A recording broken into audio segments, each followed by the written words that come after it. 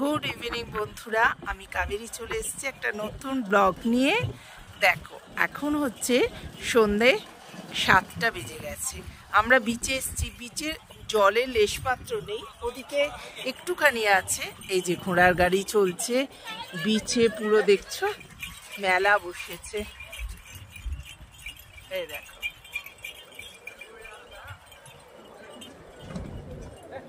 সুন্দর দেখতে লাগছে কিন্তু, জানো আওয়াজটা?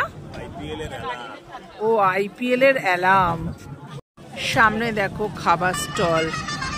দীপঙ্করকে দেখো ফোন নিয়ে খেলা স্টার্ট হচ্ছে নিশ্চয়ই। হ্যাঁ, ও ফোনে একটা ইন্ডিকেশন আসে। সামনে চলে এসেছি, দেখো বাচ্চাদের খেলা। ওখানে টয় ট্রেনের মতো খেলনা, এখানে দেখো বাচ্চাদের সব খেলার জিনিস। কিন্তু এটা একটা বীচ, এর নাম হচ্ছে চিনচিনি। দেখো চারিদিকে তোমাদের দেখাচ্ছি, পুরো মেলা বসেছে, খাওয়ার স্টল থেকে আরম্ভ করে সব কিছু। কি অদ্ভুত না?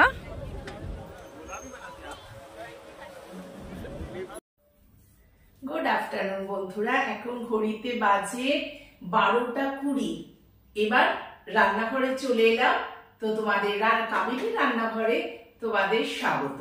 আজকে ব্লগটা এখান থেকে স্টার্ট করছি। কালকে যে ব্লগটা আমরা বিচে গিয়েছিলাম, সেখান থেকে ফিরে আর কন্টিনিউ করা সম্ভব হয়নি। তাই জন্য আজকে ভাবলাম না ব্লগটা তো শেষ করতে হবে। তাই জন্য রান্নাঘর থেকে আবার ব্লগটা স্টার্ট করছি। হ্যাঁ, তো আমার সাথে তুমি থাকো, টুকটাক রান্না টান্না করে রান্নাঘরটাকে একটু গুছিয়ে তারপরে আবার তোমাদের কাছে ফিরে আসছি। চান হয়ে গেছে, পুজো হয়ে গেছে, ঘরদোর ফিটফাট হয়ে গেছে, রান্নাঘরও মোটামুটি ফিটফাট, কেটে কুটে একদম সবকিছু রেডি করে রেখেছি। আসলে এটা আমার স্বভাব, জানো তো, যে রান্নাঘরকে টিপটপ করে গুছিয়ে জিনিসপত্র আনাজপাতি সব কেটে রেডি করে দেন আমি স্টার্ট করি, আর ফটাফট রান্না হয়ে যায়।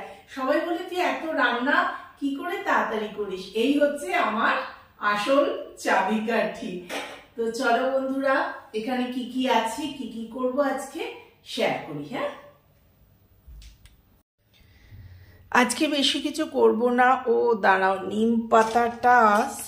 নিম পাতাটাই ভেজানো হয়নি। দেখো সব জলে আমি ভিজিয়ে রেডি করে রেখে, আমি শুধু তোমাদের দেখানোর জন্য নয় বন্ধুরা, এই যে নিম পাতাও রেডি, একে বা জলে ভিজিয়ে রাখবো। আজকে নিম বেগুন করব, আর আলু পটল কুটে রেখেছি, ভেটকি মাছ আছে, ফুলকপি নেই গো, তাই এমনি পেঁয়াজ দিয়ে ডালনা মতো করব, আর রাত্রির জন্য ঘুগনি করব।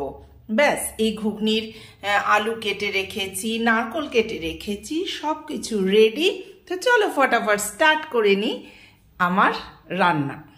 স্টার্ট করে দিই আমার রান্না, তোমাদের সাথে গল্প করি আর এদিকে কাজও করে নিই। হ্যাঁ, মাছ নেওয়া হয়ে গেছে, 3 পিস নিয়েছি। দীপঙ্কর তো খুব বকে, আসলে আমার না হজম হয় না, জানো তো। দীপঙ্কর বলে আমি 2 পিস খাবো, তুমি 1 পিস, বলতে নেই, ভীষণ খেয়াল রাখে। আমি বলছি না আমার 1 পিস হলেই হবে। তো নুন হলুদটা ফটাফট মাখিয়ে নিই। আর একটা কথা বন্ধুরা, প্লিজ প্লিজ ব্লগগুলো do like share and subscribe করতে তোমরা যেন ভুলো না। কারণ কি বলো তো, আমরা অনেক কষ্ট করে বানাই, তো প্রত্যেক ব্লগেই আমি কিছু না কিছু ভাবে বলি। তো খুব খুব খুব বেশি করে লাইক করো, খুব বেশি করে শেয়ার করো, আর সাবস্ক্রাইব করে দাও আমার চ্যানেলটাকে, কাবেরী জীবন কথায়। মাছগুলো ভেজে নিলাম কড়া করে। এইটাও ভাজা ভাজা হয়ে গেছে, কমিয়ে দিয়ে এখানে ভাতও ফুটছে, ভাতও হয়ে গেছে, অফ করে দিই। এই চালটা না খুব তাড়াতাড়ি হয় জানো, তার জন্য মানে অল্প একটু চালটা ভিজিয়ে রাখলেই হয়। আর অল্প বলতে আমি 1 ঘন্টা ভিজিয়েই রাখি, আমার চালটা একটু ভিজিয়ে রাখা স্বভাব।